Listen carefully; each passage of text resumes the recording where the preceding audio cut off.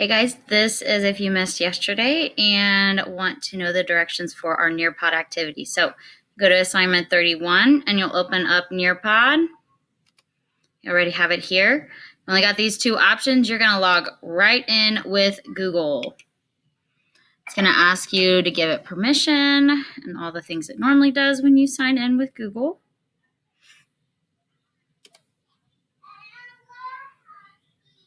It's safe to use. Yes, continue.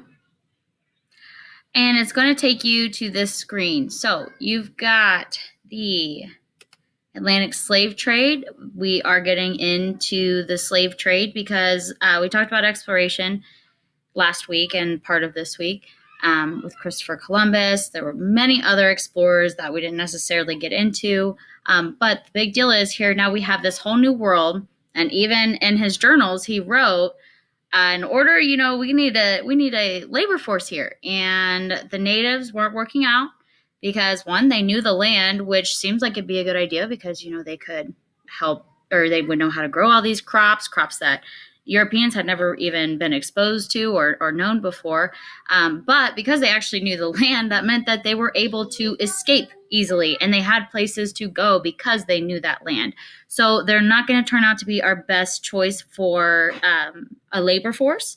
And labor force sounds nice, but really it's just to be slaves. So they aren't going to work out for that reason. And then another reason because they were dying, literally dying, because they say, some estimates say 90% of the native population died as a result of, contacts with European because they just didn't have the immunity.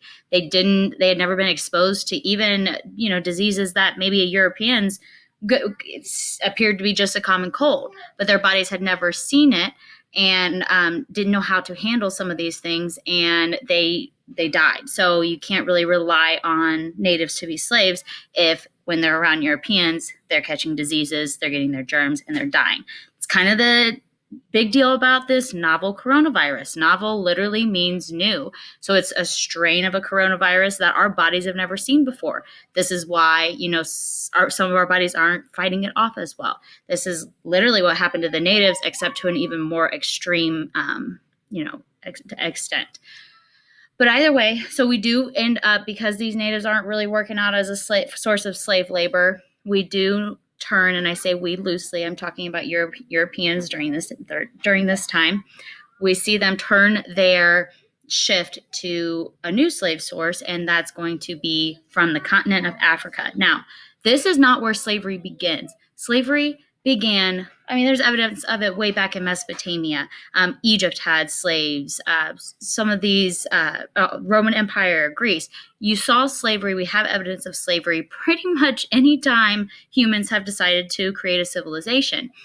The only difference is then it was based on various things. You might be enslaved because you owed a debt. You were a prisoner of war. You committed a crime. There were people that were placed into slavery based on religion, mostly due with wars. So it was always kind of used as a form of, almost like punishment. Whereas when we see this shift in the new world and needing a whole new labor force think of how big we're talking South America and North America. The world legitimately doubles in the matter of, just years. And so we do see this need for a large labor force, and Africa is where they turn to. This is the first time where we see it turn to be more based on race, and we see slaves coming from a particular region rather than just for the various reasons that I mentioned before. So the first true race-based slavery does happen as we're starting to explore and settle the new world. So that is kind of that big difference. And because you hear people think that slavery started in the Americas, and it didn't. Race-based slavery did start in the Americas, but it was not, slavery wasn't a new thing. Slavery has been legal in our world's history for longer than it's not been. So moving on, that's what we're getting into. We're going to get into the slave trade. That's what this Nearpod is going to do. It's basically a web quest that I converted to this Nearpod. So you're going to learn, we're not going to just talk about slavery. Believe me, we will be talking about slavery. You can't talk about early American history without talking about slavery because it was an integral part of our history. You can't just ignore that.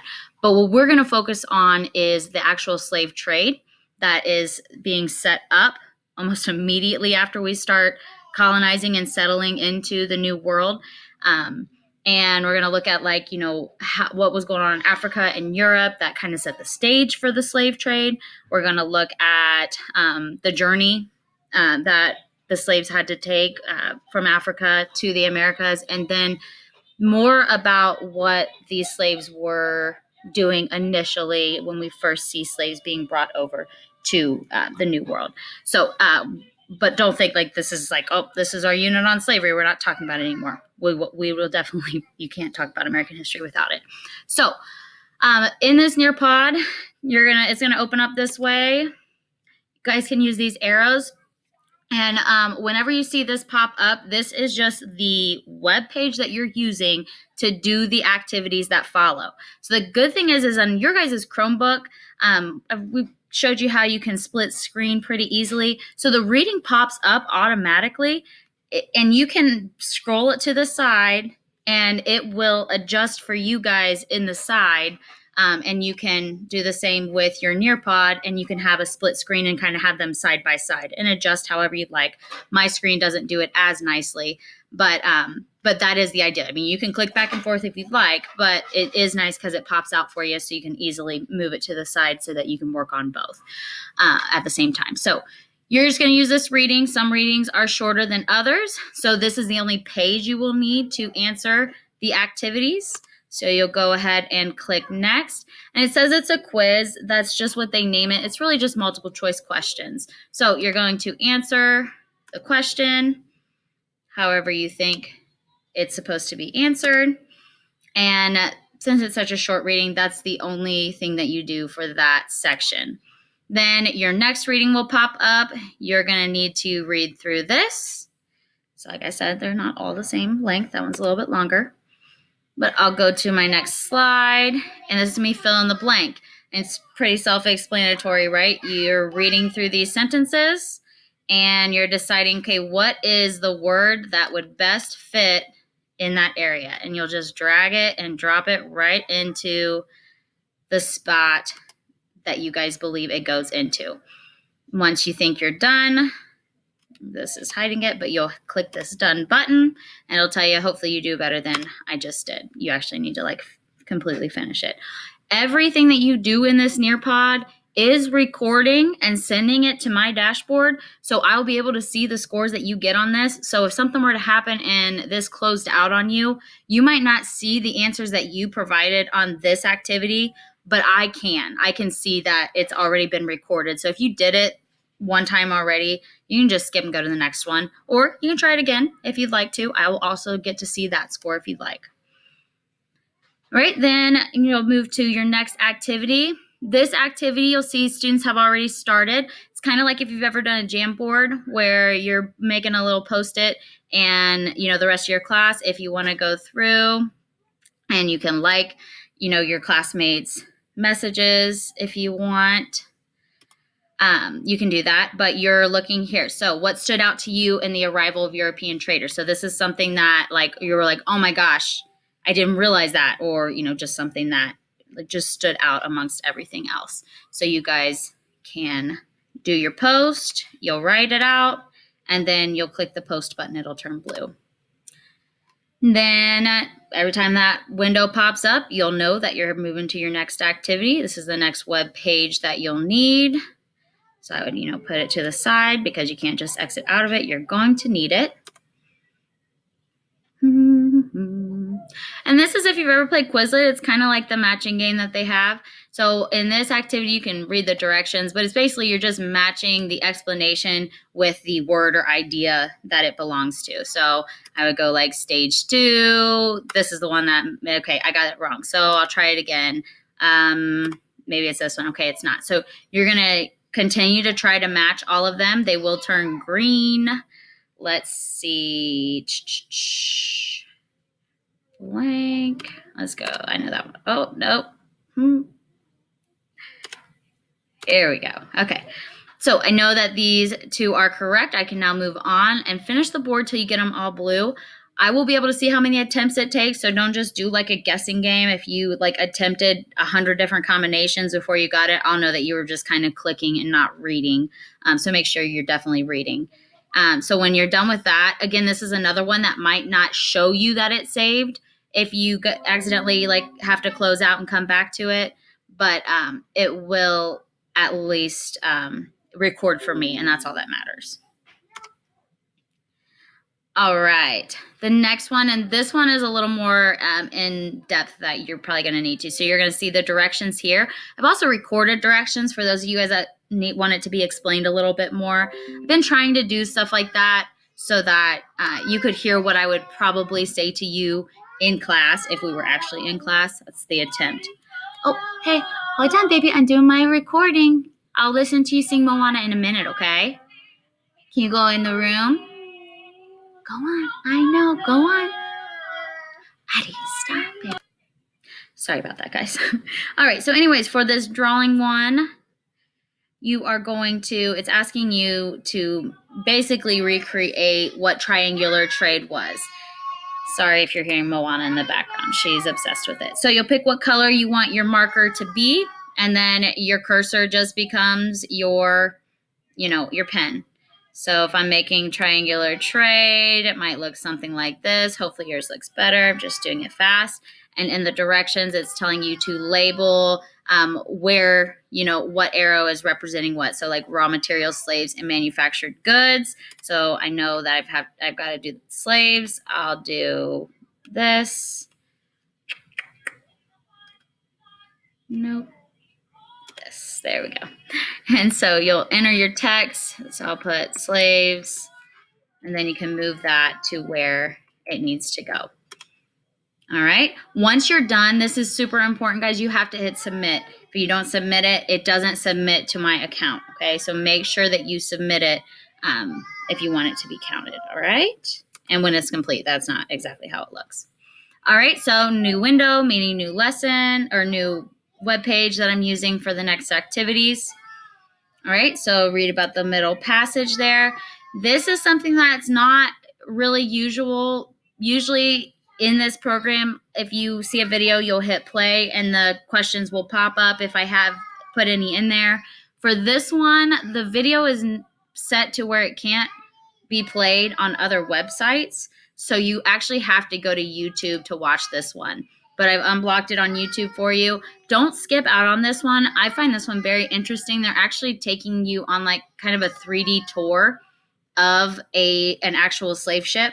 Now, not obviously the slave ship doesn't exist anymore. It's, hundreds of years old, but it at least will give you an idea of, what it was like. They recreated it the best they could. All right, so based on those, this is the first time you're seeing open-ended questions, and that just is kind of like extended response. So what's great about this is you can either, the answer's here at the top, you can either write your answer right there if you would like to type things out, but you can actually record your audio as well. So if you would rather just like try to explain it to me, maybe you don't really know how to write it out and you just want to explain it to me, if I have the record audio option, I'm fine if you do that. So you would just record your audio, respond to that question. If it's supposed to be 3 sentences, just make sure that you're speaking in close to what 3 sentences would be. All right, so then, that's going to make me answer something because it thinks I'm a student. Your answer should not look like that. So then you'll do the same for this. And then you've got another one of the boards where you're responding to this question. What was something you learned about the middle passage? And you can see your friends' answers.